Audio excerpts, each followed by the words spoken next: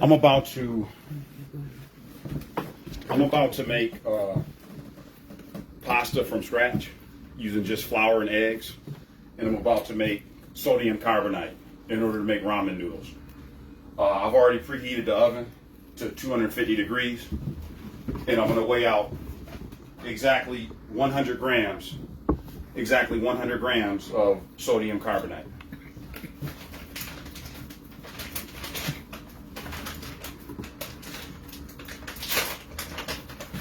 Okay, I'm just going to get a close up on the scale here, so that you can see that that's 100 grams. Oh, yeah. Get a close up on the scale. Oh, thank you. Okay, so I'm going to weigh out 100 grams of sodium carbonate of baking soda. It's not sodium carbonate yet. It's baking soda at this point. I'm going to break it up. It's a little rough, so I'm going to break it up a little bit. I'm going to break it up a little bit. Okay, as you can see, that's 67 grams, so I got to keep going till it hits 100 grams. You don't want to go too fast. Yep, see, if you go too fast, I got to take some off.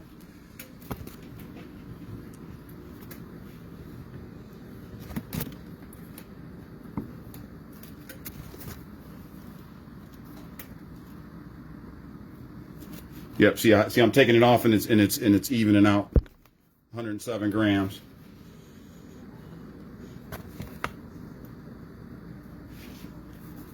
$104 grams. Okay, I'm at 102 grams, so I'm just gonna. So then I sprinkle this evenly over, and then just put it in the oven.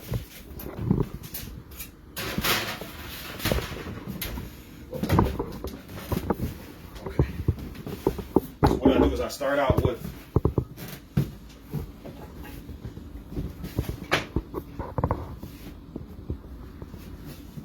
600 grams of flour, 600 grams of whole wheat all-purpose flour. So I'm going to weigh that out just like I did the sodium carbonate. That's about 300 grams. There's a hole in this bag. There's a hole in the bag, so I'm not worried about it. That's 325 grams.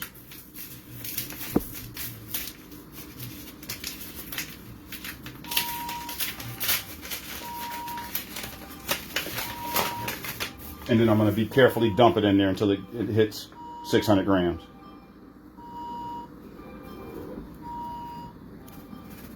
You see, it's going up slowly. You don't want to dump too much. 600 grams. 527. Almost there. Okay, slow down a little bit. Yeah.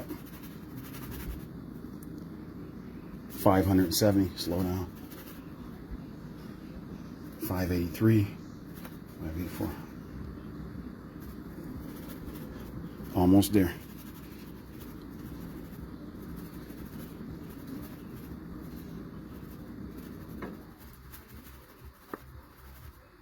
Perfect. Okay, almost there. That's about right. 600 grams. A little bit over. I'm going to take a little bit off. 607 grams. I was a little bit off.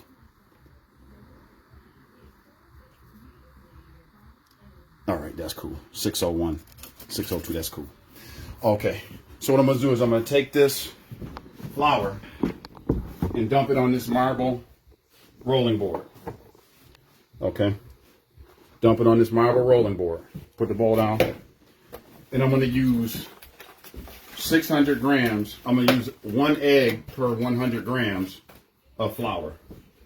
So I'm going to make a hole in the middle of the dough, just like this. Make a hole in the middle of the dough, just like this.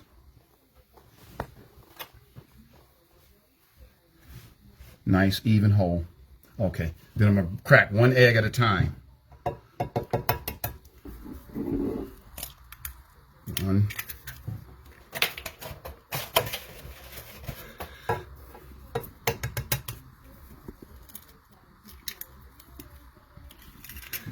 2. It's going to be a total of 6 eggs.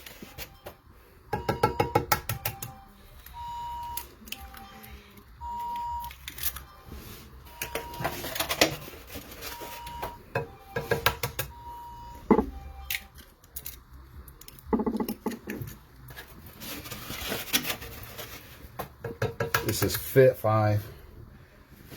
Hold on a second. A little bit of egg got in there. Just got to take that shell out.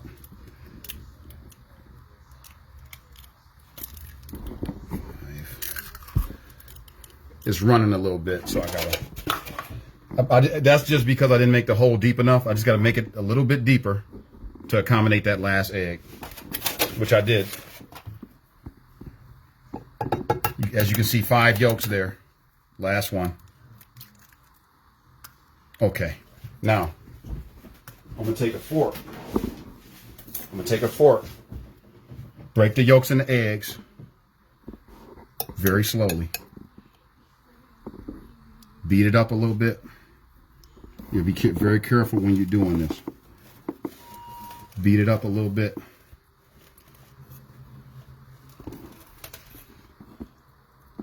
Very slowly. This is what makes the pasta what it is and gives it the correct texture. Then I'm going to slowly incorporate the dough into the egg mixture. See, it's running a little bit. It's running just a little bit, but slowly. This is a big batch, so that's why it's running so much. So slowly incorporate it into the flour.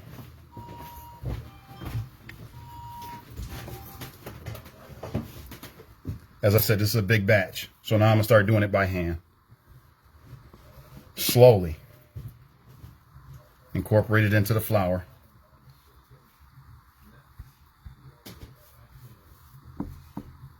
And start kneading it. And then start kneading the dough. And I was able to catch most of it from running. It's, you know, when you do a big batch like this, it's kind of hard to keep it from running.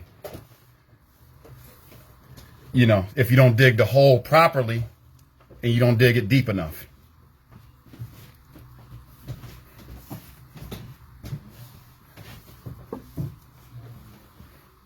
Which this is my first time doing a batch this big.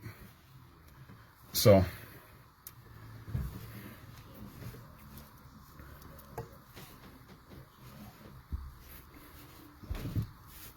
And you just start kneading it, incorporating it, kneading it.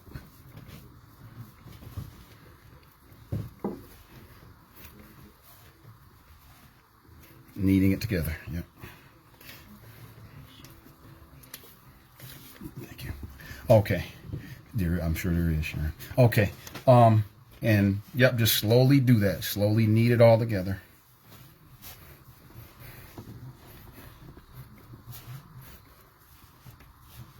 And this is a lot better than store-bought, you know, and it's a good way to avoid all the preservatives and additives and chemicals that come with the store-bought brand. You know, and it tastes a lot better, a lot different, you know, and it doesn't take that much time to make. Roughly about an hour to the start to the finish.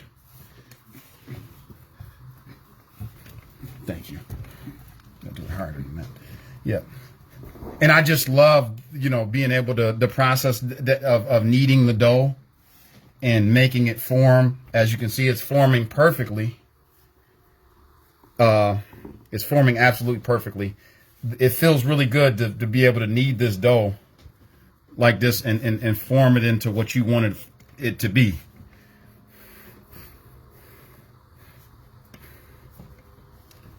Very good process, you know. Very natural and very good.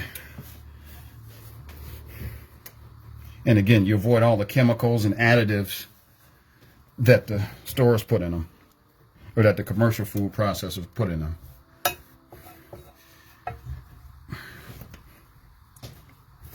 And also, if you can if you can do stuff like this at home, you know, it makes food last longer for you. You know, and you don't have to go to the grocery store as much. You just need flour, eggs, and water to make this, or to make a lot of recipes require just flour, eggs, and milk. Anything, most of the things you eat that we would eat, brownies, cakes, pies, anything requires eggs, flour, in water, in butter.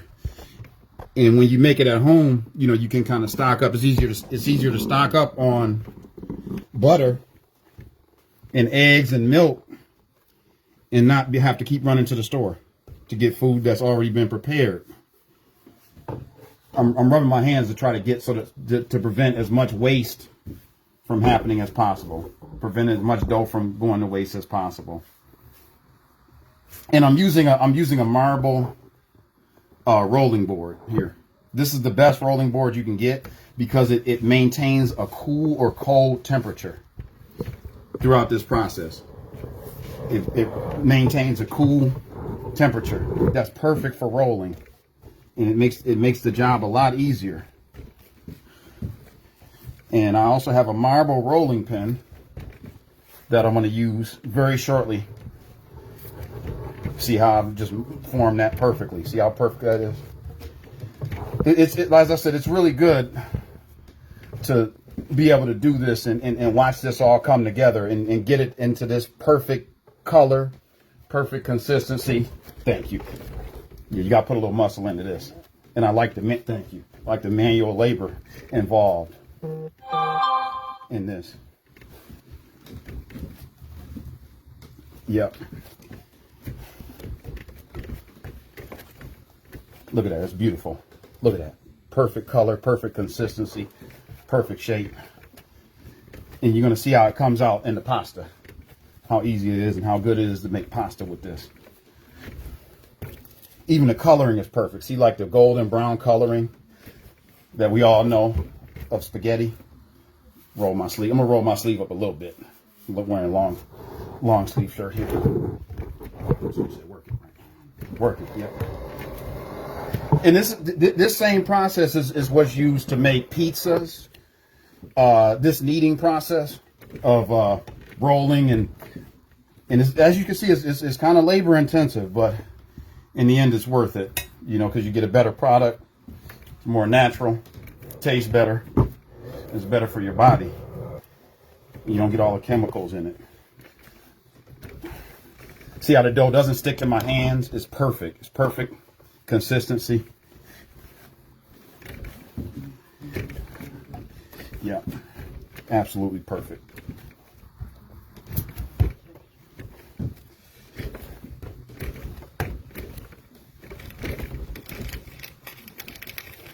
And you know it's perfect when it doesn't stick to your hands. You slap it, you hit it, nothing sticks to your hands, nothing comes back on you. Just perfect. And you can see how strong it is. The consistency, that's perfect for pasta making. But it's the same process for making any dough, empanada dough, pie dough. It all you know, involves a similar process of kneading. This is kneading.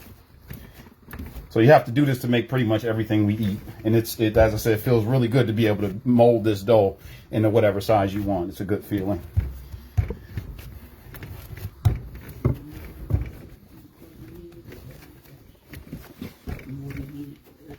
The more you knead it like this, and this is another reason why it feels so good to do this, because the more you knead it, the better the texture is. And as you can see, look how solid that is.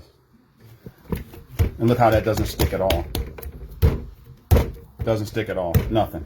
Perfect. Okay, so this is probably pretty much all set. So what I'm going to do is I'm going to take some plastic, wrap it in plastic, because the dough has just been kneaded, like it's been kneaded a lot. It's been really manipulated and kneaded. So I'm going to take some plastic and I'm going to put it in the refrigerator for a half an hour. And that's going to give it a better texture. It's going to get it a little more silky. And then I'm going to go back live when I get ready to make it into pasta.